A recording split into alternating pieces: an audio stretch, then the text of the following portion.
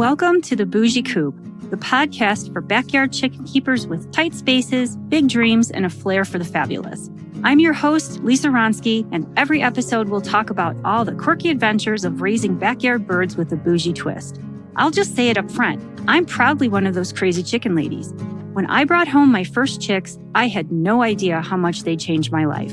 These incredible birds have brought me so much joy, connection, and honestly, a whole lot of healing.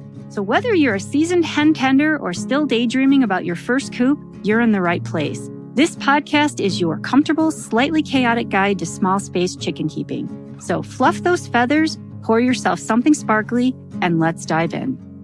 The Bougie Coop is proudly sponsored by Eden Feeds. Eden Feeds is a Montana-based company that was started in 2018. The founders were looking for high-quality, non-GMO feed that didn't break the bank. Unable to find what they wanted, they decided to make it themselves. Good stuff in means good stuff out, and Eden Feeds uses only locally sourced, Montana-grown grains in all of their formulas. It's a high-quality product at a great price point. My girls love it, and I know yours will too. Eden Feeds is available in the western U.S. at Murdoch's Ranch stores and plenty of smaller local feed shops too. Check out EdenFeeds.com to find a location near you. Welcome back to the Bougie Coop, where we raise chickens with style, smarts, and just a touch of sass. Today's episode is tackling one of the most controversial topics in winter chicken keeping. Chicken groups on the interwebs have gone to war over this one. Every year at this time, it begins with a simple question. Do chickens need heat? Chickens live all over the world, from the frozen tundra to the humid tropics, and not all climates are the same. Let's take Winnipeg, Canada, for example. In the middle of winter, those birds are out there living their best popsicle life in negative teens, 20s, and sometimes negative 30s. That's before wind chill, which can easily hit the negative 50s. Now, hop on down to Ocala, Florida, where the bitter cold means a crisp 38 degrees and maybe a few nights in the 20s if the weather gods are feeling extra spicy. These are not the same realities, friends. Your Florida divas and your Canadian gals are not dealing with the same climate. And unless you've personally had your eyelashes freeze shut in negative 30, you really, truly have no idea what cold really is. I have. It's cold. Really, really cold. If you have never experienced temps that low, you just cannot comprehend them. Now, if you live somewhere with mild winter temps, your birds still get cold stress, just not as extreme. It's funny. Everyone goes all out to help their birds survive summer heat waves, but winter cold? They'll be fine. No, ma'am. Both heat and cold are stressors. Don't pick favorites. Chickens didn't evolve in the Arctic. Their sweet spot is between 60 degrees and 88 degrees, which is basically San Diego weather, not Saskatchewan. And this is the temp range in which they thrive. Not exist, not manage, but thrive. And isn't that what we want for our girls? Over time, we humans have bred them for all sorts of reasons and into all sorts of different varieties. So depending on your breed mix, your flock's cold tolerance will vary. For example, the majority of my flock is a mix of Legbars, Wyandottes, Banties, and a few Frizzles.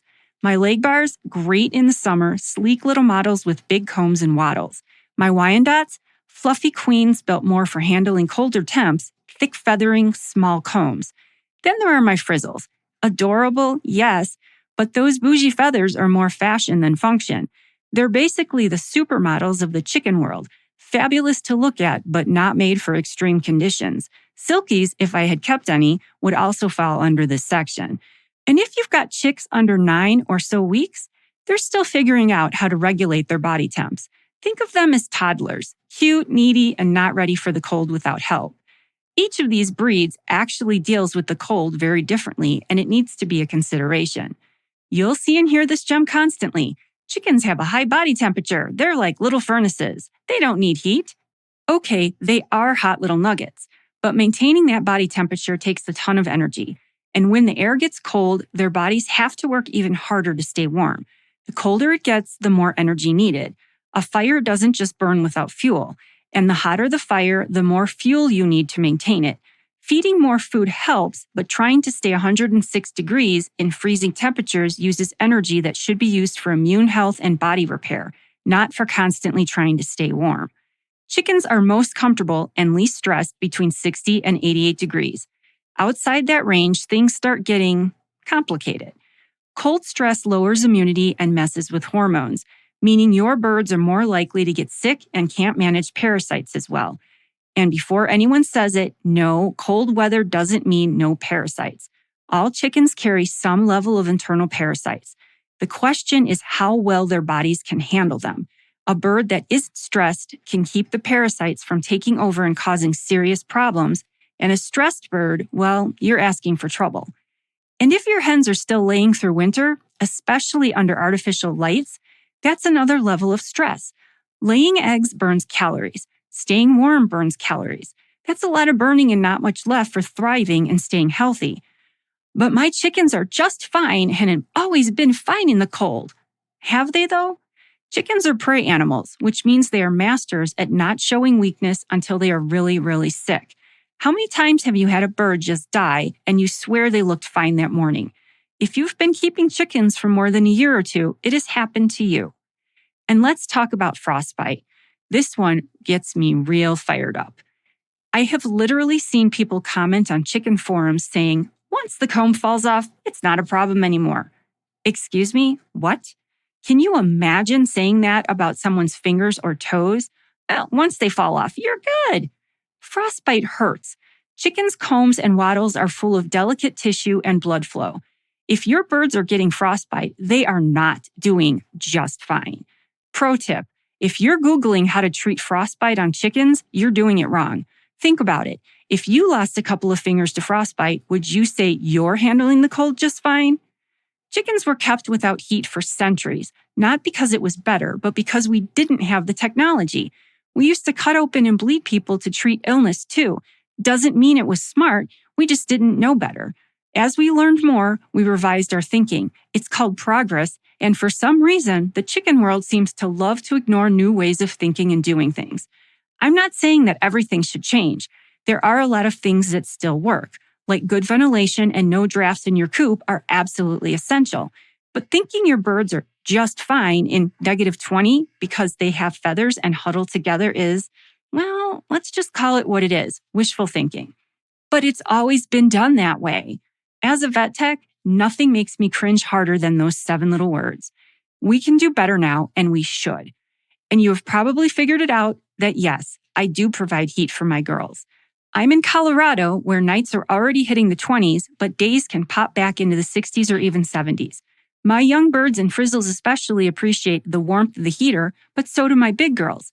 And how do I know? Because poop doesn't lie. It's all piled right under the heated areas of the roost. That's prime real estate. I monitor my coop temps 24/7, and even with the heater, insulated walls and ceiling, and all the chickens in the coop, it still drops to just above the outside air temperature overnight. My heater doesn't heat the air, it heats the birds directly, which means they can move away from the heat if they want to. Even chickens should have choices.